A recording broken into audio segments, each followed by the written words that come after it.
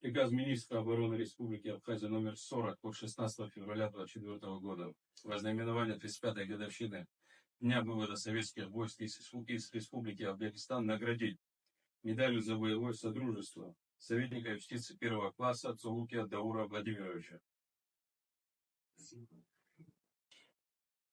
Поздравляем. Министр обороны Республики Абхазия генерал-полковник Анова. Слово предоставляется начальнику управления кадрового обеспечения и делопроизводства Министерства юстиции Республики Абхазия Пиля Жанне Аркадьевне.